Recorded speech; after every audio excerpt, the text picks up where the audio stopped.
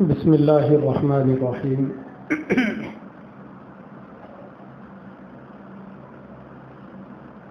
الحمد للہ وکفی وسلام علی عبادہ الذین اصطفی اما بعد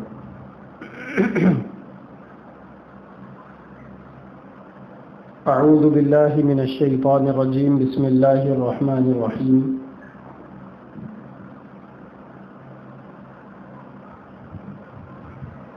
وما امروا الا ليعبدوا الله مخلصين له الدين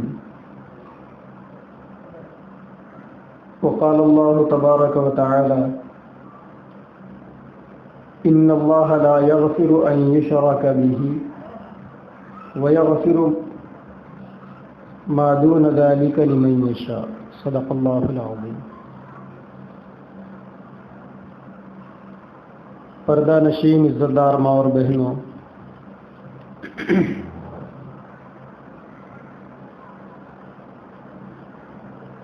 اللہ تبارک و تعالی نے ہم سب کو دین اسلام دے کر اس پر چلنے کے لیے دنیا کے اندر بھیجا ہے۔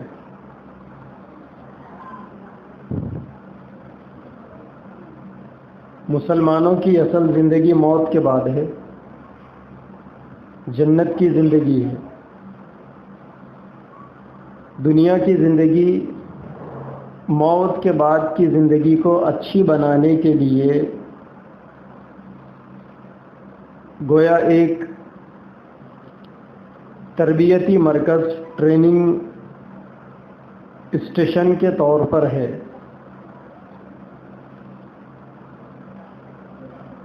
دنیا کی زندگی مختصر ہے، موت کے بعد کی زندگی بہت بڑی ہے۔ دنیا کی زندگی بہت جلد ختم ہونے والی ہے، موت کے بعد کی زندگی کبھی ختم نہ ہونے والی۔ دنیا کی زندگی کے اندر پریشانیاں، مصیبتیں، حالات، سختیاں، تنگیاں سب ہے۔ موت کے بعد کی زندگی میں نیک لوگوں کے لیے یہ کچھ نہیں ہوگی۔ دنیا کی زندگی کی نعمتیں بھی مختصر ہے، موت کے بعد کی نعمتیں بہت بڑی نعمتیں ہوں گی۔ دنیا کی زندگی کی مصیبتیں بھی مختصر ہے، موت کے بعد کی اگر خدا نہ خواستہ کوئی مصیبت لگ جائے تو پھر وہ جہنم کے عذاب کی شکل میں یا قبر کے عذاب کی شکل میں جلدی ختم ہونے والی مصیبت نہیں۔ جس طریقے سے دنیا کی زندگی بہت چھوٹی ہے، دنیا کی زندگی کی خوشی اور دنیا کی زندگی کی تکلیف بھی بہت مختصر ہے۔ ہارون رشید ایک بادشاہ تھے، انہوں نے ایک حکیم سے پوچھا کہ مجھے ایک ایسا جملہ بتاؤ کہ میں اس جملے کو اپنی انگوٹھی پر لکھ کر رکھ لوں گا۔ اگر میں خوشی کے موقع پر اس جملے کو دیکھوں تو مجھے زیادہ خوشی نہ ہو، اور اگر غم کے تکلیف کے موقع پر اس جملے کو دیکھوں تو مجھے تکلیف کا احساس نہ ہو، مجھے وہ تکلیف چھوٹی معلوم ہو۔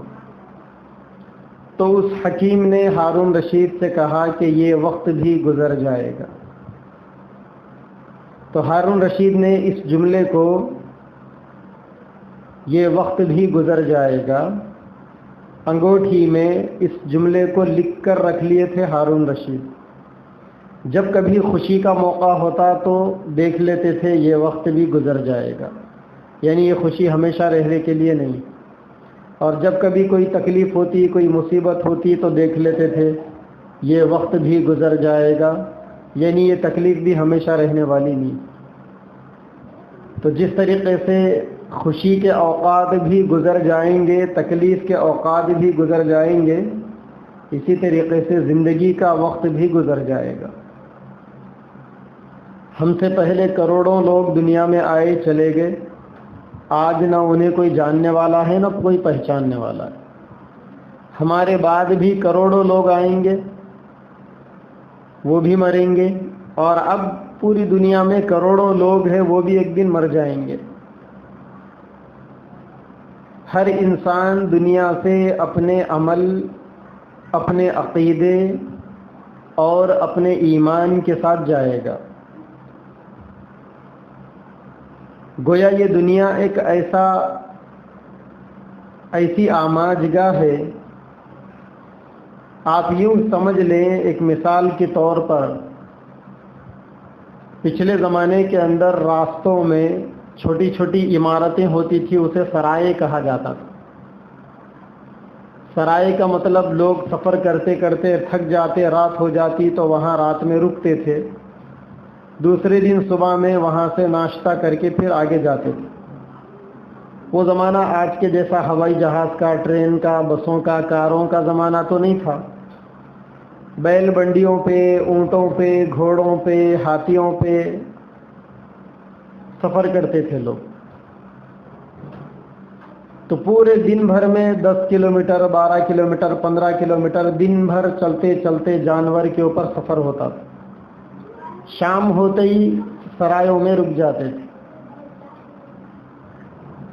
پھر دوسرے دن وہاں سے سرائے سے صبح نکلتے تھے، پھر لمبا سفر کرتے تھے، پھر راستے میں سرائے ملتا تھا، مہمان خانہ۔ تو اگر کوئی آدمی کسی کے پاس مہمان بن کر جانے کے لیے گھر سے نکلے اور وہ اپنے ساتھ میں قیمتی سامان لے کر نکلے، سونے لے کر، چاندی لے کر، ہیرے جواہرات اس کے پاس ہے وہ لے کر، اب جاتے جاتے راستے میں سرائے میں، مسافر خانے میں رات گزارنے کے لیے وہ رک جائے، اور وہاں آدمی کے علاوہ اور لوگ بھی ہوں، وہ بھی وہاں پر مسافر تھے، انہوں نے بھی رات گزارنے کے لیے رکی۔ اب یہ آدمی ان لوگوں کے ساتھ بات چیت میں اتنا فری ہو گیا، دوستی میں، کہ ان لوگوں نے اس کی دوستی کا ناجائز فائدہ اٹھا کر اس کے سونے کو، اس کے چاندی کو، اور اس کے سامنے جو قیمتی چیزیں تھیں اس کو چوری کر کر لے کر چلے گئے۔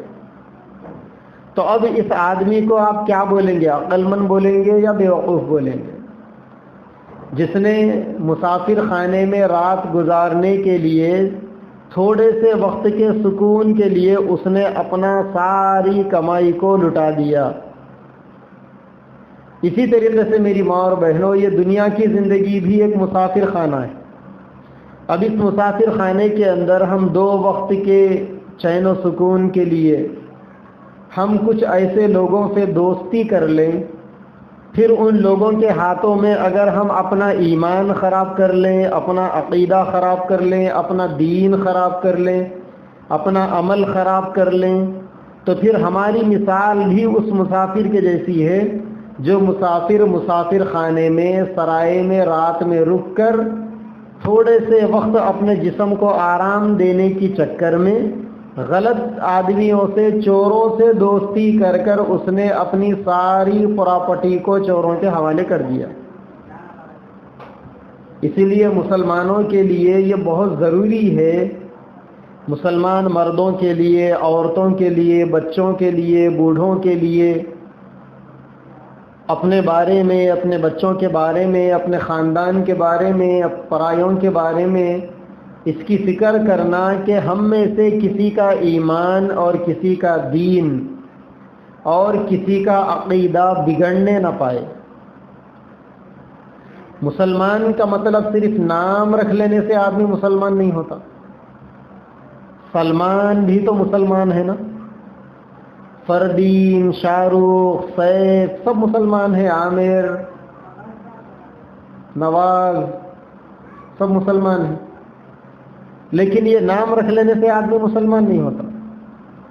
مسلمان بننے کے لیے سلمان ہونے کے ساتھ ساتھ مسلمان ہونے کے کام کرنا بھی ضروری ہے، ورنہ عیسائیوں کے اندر لوگ ابراہیم نام رکھتے ہیں، ابراہیم پاک پیغمبر کا نام تھا نا، وہ لوگ ابراہیم نام رکھتے ہیں، اس کو تھوڑا سا بدل کر ابراہم بلاتے ہیں۔ یعقوب بھی نام رکھتے ہیں وہ لوگ، اس کو جیکب بول کر بلاتے ہیں وہ لوگ انگلش میں. یوسف بھی نام رکھتے ہیں وہ لوگ، اس کو جوزف بول کر بلاتے ہیں. مریم بھی نام رکھتے ہیں عیسائی لوگ، اس کو میری کہہ کر بلاتے ہیں. عیسیٰ بھی نام رکھتے ہیں وہ لوگ اپنے بچوں کا، عیسو کہہ کر بلاتے ہیں اسے. لیکن مسلمان صرف نام رکھ لینے سے تو مسلمان نہیں ہوتا نا. مسلمان نام کے ساتھ ساتھ عمل سے مسلمان ہوتا ہے، عقیدے سے مسلمان ہوتا ہے. جتنے مسلمان ہیں ان کو اپنا عقیدہ درست رکھنا بے انتہا ضروری ہے.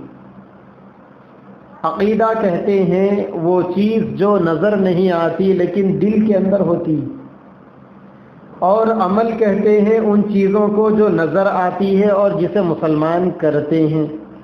مسلمان نماز پڑھتے ہیں اسے عمل کہا جاتا ہے. مسلمان روزہ رکھتے ہیں اسے عمل کہا جاتا ہے. مسلمان اگر اللہ نے مال دیا ہے زکوٰۃ دیتے ہیں، صدقہ خیرات کرتے ہیں، فطرے نکالتے ہیں، قربانی کرتے ہیں، حج بھی کرتے ہیں. یہ سارے اعمال ہیں جو سامنے والوں کو نظر آتے ہیں. دیکھنے سے پتہ چلتا ہے کہ نماز پڑھنے والا مسلمان، روزہ رکھنے والا مسلمان، پردہ کرنے والی عورت مسلمان، ذکر و اذکار کرنے والے مسلمان، قرآن پڑھنے والے مسلمان. لیکن اس کے ساتھ ساتھ اپنا عقیدہ بھی درست ہونا چاہیے. عقیدے کا مطلب جو چیز نظر نہیں آتی، ابھی انشاءاللہ تفصیل سے بتاؤں گا وہ کیا چیزیں ہیں. اگر عقیدہ درست نہ ہو آدمی کے، نام مسلمانوں جیسا ہو، کام مسلمانوں جیسا بھی کر لے، قرآن بھی پڑھ لے، ذکر بھی کر لے، تو اس کو مسلمان نہیں بولتے. ورنہ آپ کے پاس آپ کے علاقے میں ڈاکٹر رام چندر کو تو بچے بچے جانتے ہیں. وہ پوری قرآنی دعاؤں کے ذریعے سے ہی سامنے والوں کا علاج کرتا ہے. رام چندر ہے نا. اب کر رہا نہیں معلوم، لیکن ہمارے بچپن سے تو 30 سال سے ہم اس کا نام سنتے آ رہے ہیں. آیت الکرسی پڑھ کے سامنے والوں پہ پھونک رہا، سورہ فاتحہ پڑھ کے سامنے والوں پہ پھونک رہا، قل اعوذ برب الفلق، قل اعوذ برب الناس، قل هو اللہ، قل یا ایھا الکافرون پڑھ کے پھونک رہا سامنے والوں کو. کہنے کو رام چندر ہے، صبح سے شام تک قرآنی آیتیں پڑھ کے سامنے والوں کو پھونک رہا ہے. مسلمان بھی اس کے پاس جا رہے ہیں علاج کرانے، لیکن وہ مسلمان نہیں ہے کیونکہ اس کا عقیدہ ہی درست نہیں ہے. عقیدے کا مطلب اللہ کے بارے میں کیا عقیدہ، نبی کے بارے میں کیا عقیدہ، آسمانی کتابوں کے بارے میں کیا عقیدہ، رسولوں کے بارے میں کیا عقیدہ، فرشتوں کے بارے میں کیا عقیدہ، موت کے بعد والی زندگی کے بارے میں کیا عقیدہ. بچپن میں ایمان مفصل آپ نے سنا ہوگا، پڑھا ہوگا، یاد کیا ہوگا. آمنت باللہ وملائکتہ وکتبہ ورسلہ والیوم الآخر والقدر خیرہ وشرہ من اللہ تعالی والبعث بعد الموت.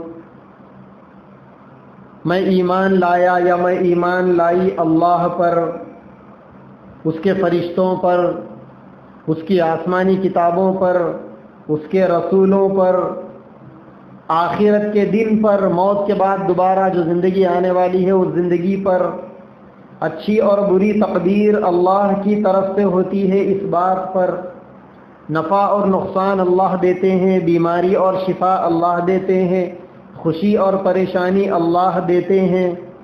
ان چیزوں پر ایمان رکھنا اور موت کے بعد دوبارہ زندہ ہونے پر ایمان رکھنا، یہ ایمان مفصل تھے. 7 چیزوں کا بیان ہے اس میں. یہ چیزیں انسان کے دل کے اندر ہونا بہت ضروری ہے، اس کے بغیر آدمی مسلمان نہیں ہوتا. جہاں تک اللہ پر ایمان کا معاملہ ہے، آمنت باللہ، آج 15-20 منٹ آدھے گھنٹے میں اسی کے اوپر بات ہو سکتی ہے، دوسری چیزوں پر بات نہیں ہو سکتی. تو شارٹ انداز میں اللہ پر ایمان کی بات کر لیتے ہیں تاکہ ہم کو پتہ چلے کہ ایک ایمان والے کو کیسا ایمان اپنا بنانا چاہیے، اللہ کے بارے میں اس کی سوچ، اس کی فکر، اس کے خیالات کیسے ہونے چاہیے. تو جہاں تک آمنت باللہ کا معاملہ ہے، میں اللہ پر ایمان لایا، تو اللہ پر ایمان لانے کا مطلب ایک تو اللہ کی ذات پہ ایمان لانا ہے اور دوسرا اللہ کی صفات پہ ایمان لانا ہے۔ اللہ کی ذات کا مطلب اللہ تعالیٰ پہلے سے ہے، ہمیشہ رہیں گے، هو الاول والآخر والظاہر والباطن۔ اللہ تعالیٰ ہمیشہ ہے، دنیا میں کچھ نہیں تھا تو اللہ تھے، جب دنیا ختم ہو جائے گی کچھ نہیں ہوگا تب بھی اللہ رہیں گے۔ اس بات پر ہمارا ایمان ہونا، اللہ تعالیٰ کی صفات پہ ہمارا ایمان ہونا کہ اللہ تعالیٰ زندہ ہے، اللہ لا الہ الا هو الحی القیوم۔ آیت الکرسی کا پہلا جملہ، پہلا ٹکڑا کہ اللہ وہ ہے جس کے علاوہ کوئی معبود نہیں، جس کے علاوہ کوئی خدا نہیں، جس کے علاوہ کوئی پیدا کرنے والا نہیں، جس کے علاوہ کوئی پالنے والا نہیں، جس کے علاوہ کوئی روزی روٹی دینے والا نہیں۔ الحی القیوم، اللہ تعالیٰ زندے ہیں، ہمیشہ رہنے والے ہیں۔ تو ہم بھی تو زندے ہیں، لیکن ہم ایک دن مر جائیں گے، اللہ تعالیٰ نہیں مریں گے۔ ہماری جو زندگی ہے وہ سانسوں کی محتاج ہے، اللہ تعالیٰ کی زندگی کسی کی محتاج نہیں۔ اللہ تبارک و تعالیٰ علم رکھنے والے ہیں، ہمارا بھی علم ہے، اللہ کا بھی علم ہے۔ ہم علم حاصل کرنے کے لیے مکتب کی تعلیم، کالج کی تعلیم، مدرسے کی تعلیم، اسکول کی تعلیم ہمارے لیے ضروری ہے، اس کے بغیر آدمی کو علم نہیں آتا۔ لیکن اللہ تعالیٰ کا علم کیسا ہے؟ وہ علیم ہے، علیم بذات الصدور، دلوں کے بھیدوں کو جاننے والا ہے۔ علام الغیوب ہے، اللہ تعالیٰ چھپی ہوئی چیزوں کو بھی جاننے والا ہے۔ ہم انہی چیزوں کو جانتے ہیں جن چیزوں کو ہم نے اپنے آنکھوں سے دیکھا یا کانوں سے سنا یا دماغ سے ہم نے کسی چیز کے نتیجے پر اپنے آپ کو پہنچایا، لیکن اللہ تعالیٰ ہر چیز کا علم رکھنے والے ہیں۔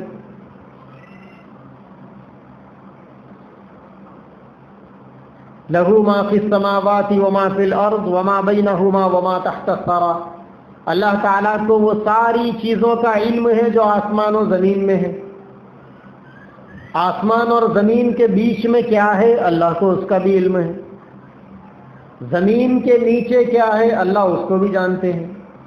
آسمانوں کے اوپر کیا ہے اللہ کو وہ بھی معلوم ہے۔ تو ہمارا علم اور اللہ کا علم دو ڈیفرنٹ ہے، الگ الگ ہے۔ اللہ کا علم ہمارے علم کے جیسا نہیں ہے۔ اسی طریقے سے ہم بھی دیکھتے ہیں، اللہ بھی دیکھتے ہیں، ہم بھی سنتے ہیں، اللہ بھی سنتے ہیں، ہم بھی بولتے ہیں، اللہ بھی بولتے ہیں، لیکن ہم سننے کے لیے کانوں کے محتاج، بولنے کے لیے زبان کے محتاج۔ بہت سارے لوگوں کا آپ نے دیکھا ہوگا کہ پیدائشی بہرے ہوتے ہیں، سن نہیں سکتے، کانا ہوتے ہیں۔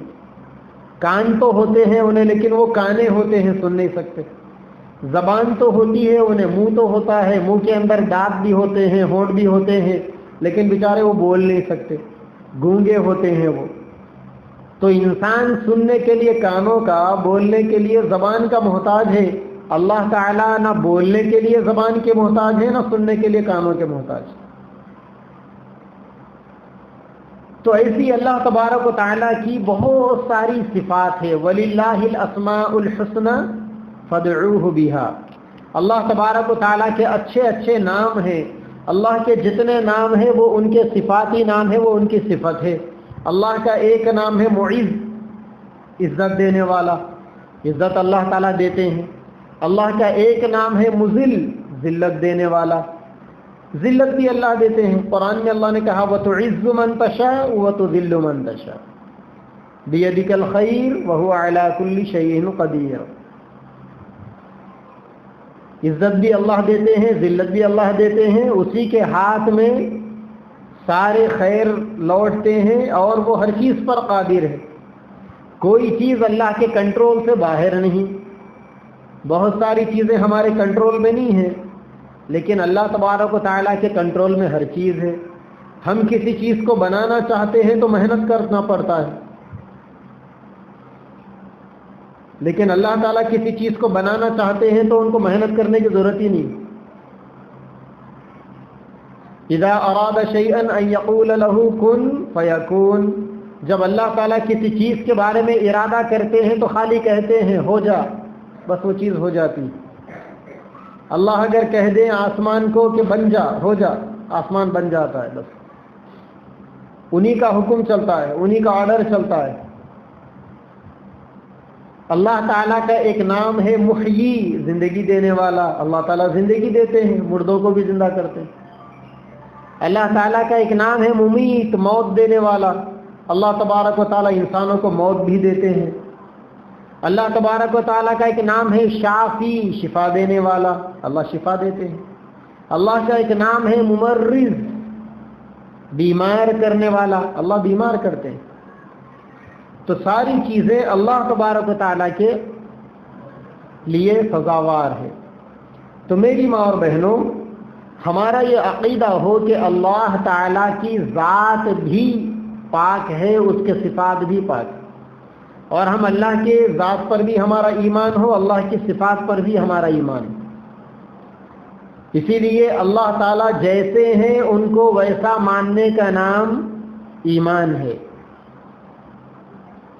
آمنت باللہ کما ہوا، ایمان مجمل پڑھے نا آپ، میں ایمان لائی کما ہوا، اللہ پر میں ایمان لائی جیسے اللہ ہے، تو اللہ تعالیٰ جیسے ہے ویسے ماننے کا نام ایمان، اور اللہ تعالیٰ جیسے ہیں ویسا نہیں ماننے کا نام کفر ہے، کافر کہتے ہیں۔ کافر کا مطلب اللہ جیسے ہے ویسا نہیں ماننے والا، مومن کا مطلب اللہ تعالیٰ جیسے ہے ویسا ماننے والا، اور مشرک کا مطلب، شرک کا مطلب، مشرک کا مطلب ہے اللہ تعالیٰ جیسے ہیں ویسے دوسروں کو بھی ماننے والا مشرک۔ اللہ تعالیٰ روزی روٹی دیتے ہیں، اب آپ دوسروں کو بھی روزی روٹی کا مالک سمجھ رہے ہیں، جو کام اللہ کا ہے آپ نے اس کام کو دوسروں سے جوڑ دیا، آپ مشرک ہو گیا۔ اللہ تعالیٰ صحت دینے والے، اب آپ نے یہ سمجھ لیا کہ صحت تو ڈاکٹر صاحب دیتے ہیں، تو آپ مشرک ہو گیا۔ بیماری اللہ تعالیٰ دینے والے ہیں، آپ نے سمجھ لیا کہ نہیں فلاں چیز کھانے سے ہی بیماری آتی ورنہ بیماری نہیں آتی، تو آپ مشرک ہو گیا۔ جو چیز اللہ کی تھی اس چیز کو آپ نے دوسری طرف ٹرانسفر کر دیا، دوسروں سے آپ نے اس چیز کو جوڑ دیا۔ تو میری ماں اور بہنوں، اللہ تبارک و تعالیٰ جیسے ہیں ویسا اللہ کو ماننا ہے، اور اللہ تبارک و تعالیٰ کی چیزوں کو دوسروں کے ساتھ میں جوڑ دینا۔ عبادت اللہ کے لیے ہوگی، اب آپ غیروں کی عبادت کر رہے ہیں، دوسروں کی عبادت کر رہے ہیں۔ سجدہ صرف اللہ کو کرنا ہے، اب آپ جو ہے مندر میں جا کے سجدہ کر رہے ہیں، درگاہ پہ جا کے سجدہ کر رہے ہیں، اپنے جیسے انسانوں کے سامنے جا کے آپ سجدہ کر رہے ہیں، ان کے پیروں میں اپنا سر ڈال دے رہے ہیں، شرک ہے یہ۔ دعا اللہ سے مانگنا ہے، وَإِذَا سَأَلَكَ عِبَادِي عَنِّي فَإِنِّي قَرِيبُ أُجِيبُ دَعْوَةَ الدَّاعِ إِذَا دَعَانِي۔ اللہ سے دعا مانگنا ہے، آپ منتیں مرادیں غیروں سے مانگ رہے، آپ اپنے مرشدوں سے مانگ رہے، اپنے پیروں سے مانگ رہے۔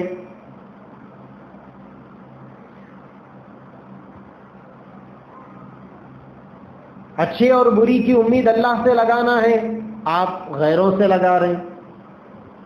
یہ ساری چیزیں شرک کہلاتی۔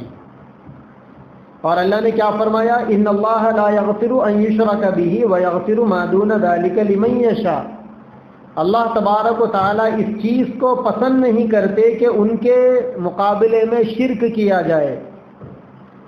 البتہ اس کے علاوہ جتنی بھی چیزیں ہیں اللہ تعالیٰ ان چیزوں کو معاف کرتے ہیں۔ آپ جو چیزیں اللہ کے لیے ہے ان چیزوں کو دوسروں کے لیے مت بناؤ، بس اس کے علاوہ دوسرا کوئی بھی گناہ ہوگا تو اللہ معاف کریں گے، لیکن جو چیزیں اللہ کے لیے تھی آپ ان چیزوں کو اللہ کے بندوں کو دے دیں گے تو پھر یہ شرک ہو جائے گا، اللہ اسے معاف نہیں کرتا۔ اسی لیے بعض اللہ والے کہتے ہیں کہ شرک کا مطلب کبھی کبھی شرک جو ہے عمل سے ہوتا، پریکٹیکلی کر کے بتاتے لوگ، اور کبھی شرک جو ہے علم سے ہوتا۔ عمل سے جو شرک ہوتا اس کے بارے میں علماء نے لکھا ہے کہ جو معاملہ اللہ تعالیٰ کے ساتھ کرنا چاہیے وہ اللہ کے علاوہ دوسروں کے ساتھ معاملہ کرنا، یہ عمل کا شرک ہے۔ اور ایسے شرک کے اندر اکثر عام لوگ جن کو علم نہیں ہوتا اور زیادہ تر میکسیمم عورتیں ایسے شرک کے اندر گرفتار ہو جاتی. جو چیز اللہ کے لیے کرنا ہے اللہ کے لیے نہیں کرتی ہماری عورتیں، غیروں کے لیے وہ چیزیں کرتی. جیسے مثال کے طور پر اللہ کی قسم کھانا ہے، اٹھا کے کسی اور چیز کی قسم کھا لیے، ہمارے ماں کی قسم، ہمارے باپ کی قسم، ہمارے بچوں کی قسم. منت مانگ رہے ہیں غیروں کے بارے میں، اگر یہ کام بن گیا تو غوث پاک کی ہم مراد پوری کریں گے. کسی بھی چیز کے بارے میں یہ خیال کرنا کہ یہی چیزوں سے ہوتا ہے. جیسا آج کل خیال ہے نا، آپ جا رہے ہیں کسی کام سے، راستے میں بلی آ گئی، کام پورے ستیاناش ہو جاتے. تو بلی تھوڑے ستیاناش کریں گی کام آپ کے. گھر میں گھوڑ پھوڑ آ گیا، بڑی چڑی آ کر بیٹھ گئی، تو یہ خیال کرنا کہ ارے اب یہ گھر اجڑ جائے گا، گھر بگڑ جائے گا. کسی دوسروں کے سامنے جھکنا، کسی دوسروں کے سامنے سجدہ کرنا. کعبۃ اللہ کا طواف کیا جاتا ہے، کعبۃ اللہ کے علاوہ کسی اور چیز کا طواف کرنا، یہ بھی جو ہے شرک فی العمل ہے. کسی کی قبر کے اوپر جا کر چڑھاوے چڑھانا، قبروں کے چکر مارنا، قبروں کا طواف کرنا، یہ ساری چیزیں وہ ہے جو شرک فی العمل کہلاتی. اور اسی چیز طریقے سے کچھ چیزیں وہ ہوتی ہے جو شرک فی العلم ہوتی ہے. آدمی اپنے علم سے شرک کرتا ہے. جیسا کسی کے بارے میں یہ خیال کرنا کہ ہمارے جو مرشد ہے، ہمارے جو پیر ہے اور ہمارے جو بزرگ ہے، ان کو ساری باتیں معلوم ہو جاتی. ہم گھر میں کچھ بھی بات کر لیتے ہیں میاں بیوی تو ہمارے مرشد کو معلوم ہو جاتی. حالانکہ مرشد کو کوئی چیز معلوم نہیں ہوتی. اب آپ بولیں گے کہ پھر ہمارے مرشد صحیح بتا دیتے، تو آپ کا مرشد جو ہے شیطان کا پجاری ہے. آپ کے مرشد کے پاس شیاطین جا کر آپ کی رپورٹ دے دیتے ہیں، تاکہ شیاطین یہ چاہتے ہیں، شیطان جنات، کہ آپ وہ شیاطین اور وہ مرشد مل کر آپ کا ایمان لوٹ لے. اسی طریقے سے بعض لوگ فال کھلا لیتے ہیں. بھائی طوطے کو کیا معلوم؟ صبح سویرے روڈوں پہ آپ نے دیکھا ہوگا، پہلے گھروں پہ آتے تھے طوطے لے کے فال کھولنے کے لیے. ہمارے لوگ، ہماری عورتیں فال کھلا لیتے تھے. گھر میں کسی کا زیور چوری ہو گیا، فال کھلا لے رہے ہیں. انگوٹھی چوری ہو گئی، فال کھلا لے رہے ہیں. اب ان فال کھول کے دے رہا کہ تمہارا زیور، تمہارا نکلس وہ عورت چوری کری جس کا گھر گلی میں لیفٹ سائڈ پہ ہے. اب گلیوں میں کس کا گھر لیفٹ سائڈ پہ نہیں ہے بولیے آپ؟ اس کے گھر میں سفید چننا ڈالا ہوا ہے، ہر گھر میں سفید چننا ڈالا ہوا ہے. اس کے گھر میں کالا گیٹ ہے. اب آپ سوچ میں پڑ گئے کہ ہمارے رشتہ داروں میں کالا گیٹ کس کے گھر میں؟ اب نکل کے دیکھیں تو ہر ایک کا گھر کالا گیٹ ہی. بھائی مرشد کا گلا پکڑ کے بولو کہ سیدھا سیدھا بتا کون ہے، اور لے کے جاؤ اس کو اور بولو کہ اس نے چوری کیا. اگر چوری کیا تو سامان ملے گا، نہیں تو مرشد کی دھلائی ہوں گی وہاں پر. مگر یہ عقیدہ رکھ لینا کہ ہماری ہر باتیں ہمارے مرشد کو یا ہمارے پیر کو یا فال کھولنے والوں کو یا فلاں کو معلوم ہو جاتی ہے، یہ سب احمقوں کی باتیں ہیں، یہ سب جہالت کی باتیں ہیں. کسی کو کوئی چیز معلوم نہیں ہوتی. یہ سب وسوسوں کی باتیں ہیں، یہ سب شیاطینی باتیں ہیں یہ سب. اور اسی طریقے سے کبھی کبھی جو ہے لوگ شرک فی تصرف کرتے ہیں، یعنی فائدہ اللہ کی طرف سے، نقصان اللہ کی طرف سے. اب یہ سمجھ لینا کہ بھائی فلاں کچھ کرا رہے ہوں گے تو ہم کو ایسا ہو رہا. دیکھو آج کے زمانے کے اندر کسی کو اتنی فرصت نہیں ہے کہ کسی کو کچھ کرا لیتے بیٹھے. اور بقیہ جو عامل ہے نا، عامل، ان بیچاروں کی دکان ہی چلتی ہے جھوٹ کی بنیاد پر. لہذا عامل جب تک آپ کو جھوٹ نہیں بولے گا اس وقت تک اس کی دکان کیسے چلے گی؟ لہذا وہ عامل اب آپ کو وسوسوں میں ڈالتا رہے گا. ارے آپ کے اوپر جادو ہو گئی، آپ کے سر میں درد دیتا، پیچھے آپ کے کنپٹیوں میں رگاں کھینچتے، آپ کو نیند نہیں آتی.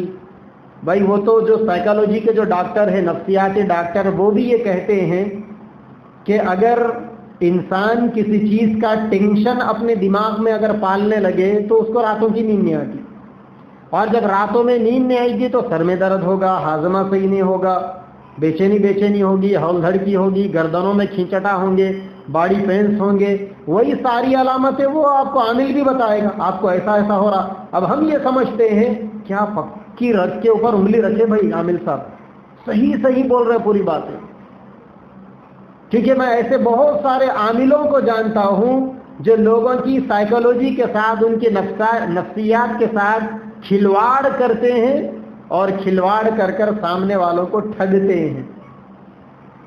اسی لیے اگر ہمارے بہنوں سے، ہمارے بھائیوں سے یہ کہا جائے کہ دیکھو بھائی، اللہ تعالیٰ نے سورہ فاتحہ کو سورہ شفا بنایا، سورہ فاتحہ میں ہر بیماری سے شفا ہے، اگر کچھ بیماری ہو جائے تو سورہ فاتحہ پڑھ کے پانی پہ دم کر کے وہ پانی پی لو، فری کا نسخہ ہے، کسی کو پڑھ لینے پڑے گا۔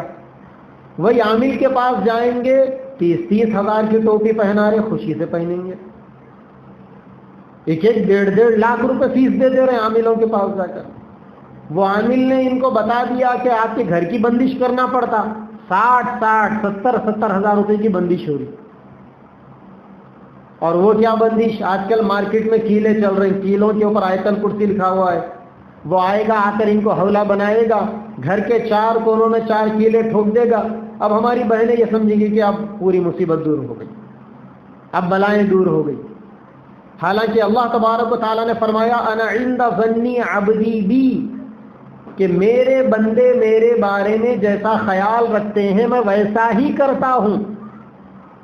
لوگ اجمیر جاتے ہیں منتیں مان کر، اولاد نہیں ہو رہی، اجمیر سے واپس آ گئے، بچہ ہو گیا، بچیوں کے رشتے نہیں لگ رہے، اجمیر چلے گئے، وہاں سے منت مان کے آ گئے، یہاں شادی بھی ہو گئی۔ اب لوگوں کا عقیدہ بن گیا کہ اجمیر کے بابا سے کام بنا۔ اور ہمارے جو برادران وطن ہے، ہندو بھائی بہنیں، وہ لوگ مندروں پر جا کر یہ کام ان کا کر لیتے ہیں۔ تو نہ مندروں سے کام بنتا، نہ درگاہوں سے، نہ اجمیر سے کام بنتا، اصل کام آپ کے عقیدے سے بنتا۔ آپ کی جیسی سوچ، آپ کا جیسا عقیدہ، جہاں سے جو چیز ہونے کا آپ کا عقیدہ، بس وہ ہونے والا ہے۔ تو آپ ادھر ادھر سے دل لگانے کے بجائے ڈائریکٹ اللہ سے دل لگاؤ نا، اللہ سے بھروسہ رکھو کہ اللہ میری دعا قبول کریں گے، قبول کریں گے انشاءاللہ۔ آپ اللہ سے بھروسہ رکھو کہ اللہ میری بچیوں کی شادی کرائیں گے، ضرور کرائیں گے اللہ تعالیٰ۔ آپ اللہ سے بھروسہ رکھو کہ اللہ تعالیٰ اولاد دیں گے، ضرور دیں گے۔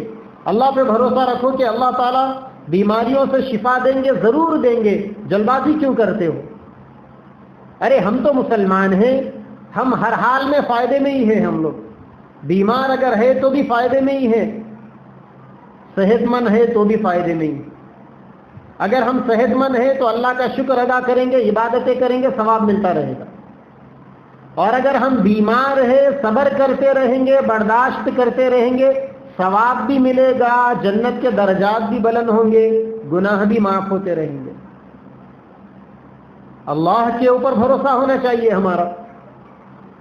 جو امید ہم غیروں سے لگاتے ہیں، اوروں سے لگاتے ہیں، وہ امید ہم اللہ سے کیوں نہیں لگاتے؟ ہم مسلمان ہیں نا۔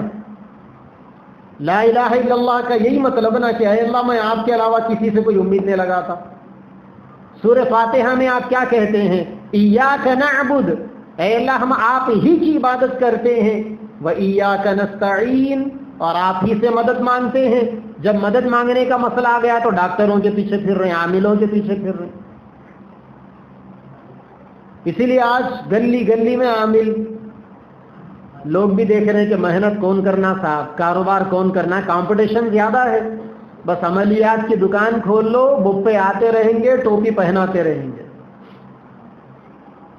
ایک بندہ میرے پاس آتا تھا دعائیں پڑھا لینے کے لیے، انووا گاڑی مینٹین کر رہا، پتا چلا کہ 60 ہزار روپے فیس لے رہا۔ واہ کیا کمال ہے!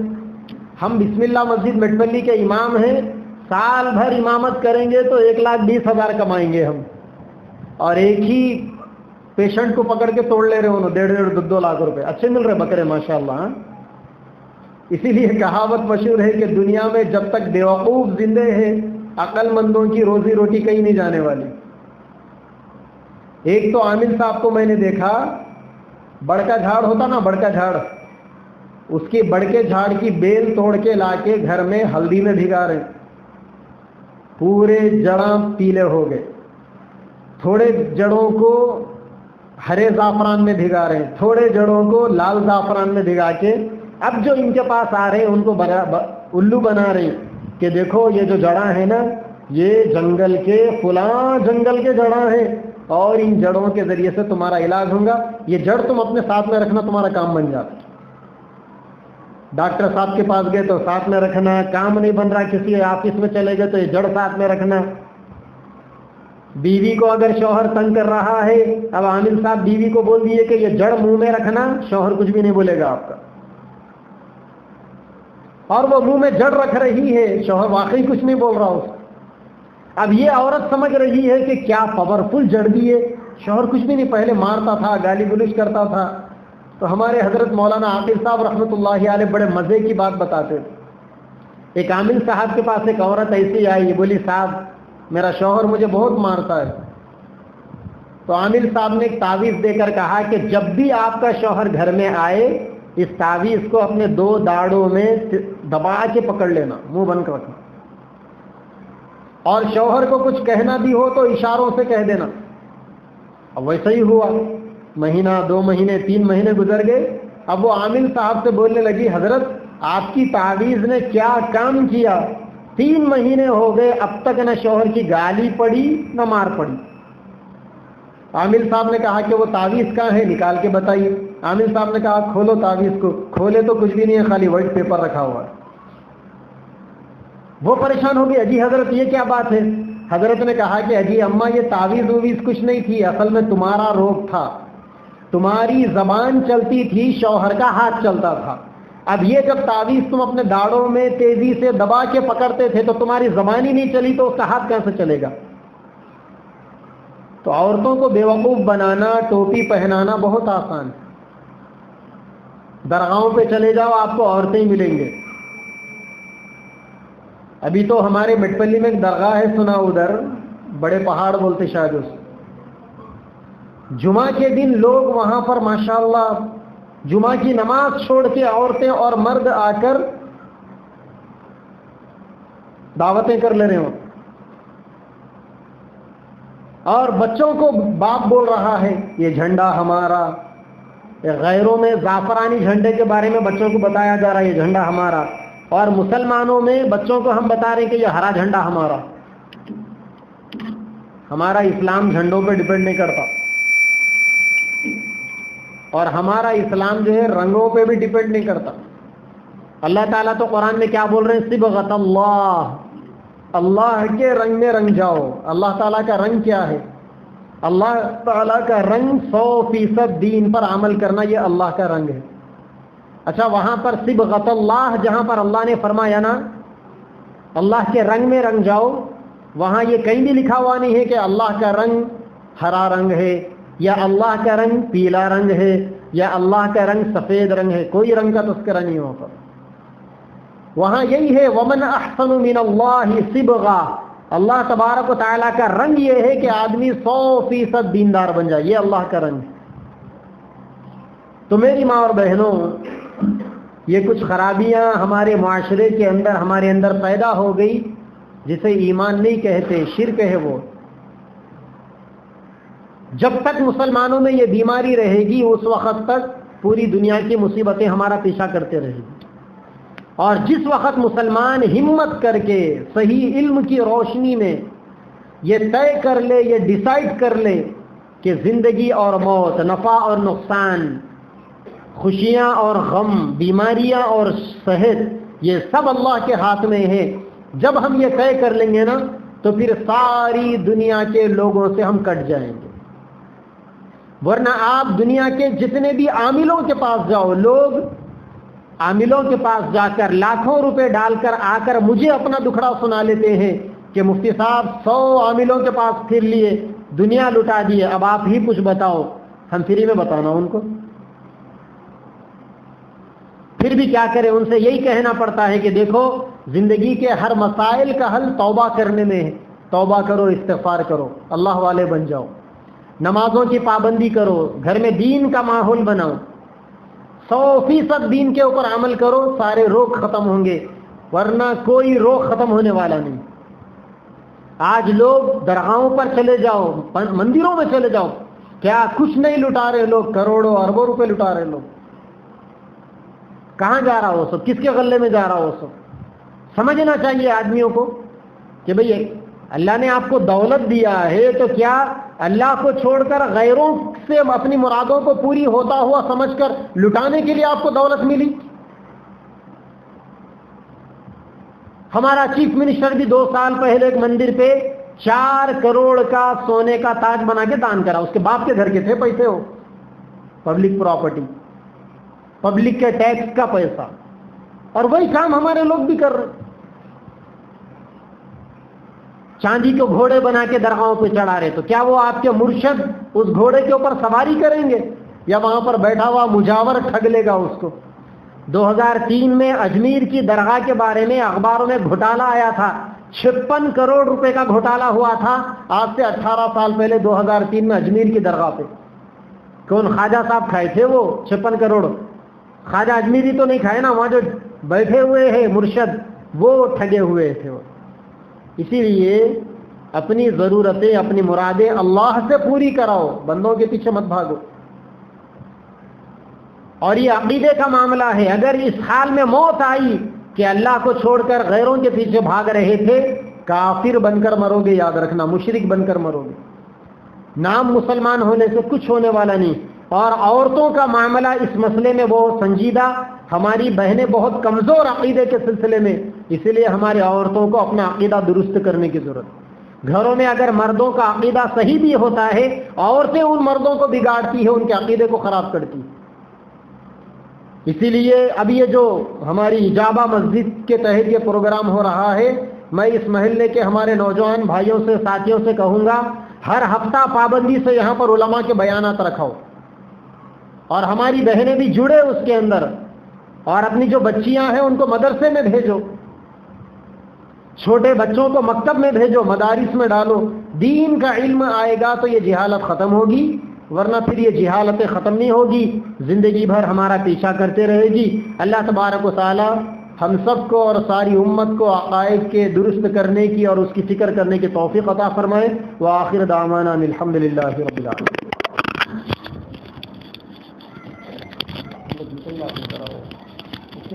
آپ جو ہے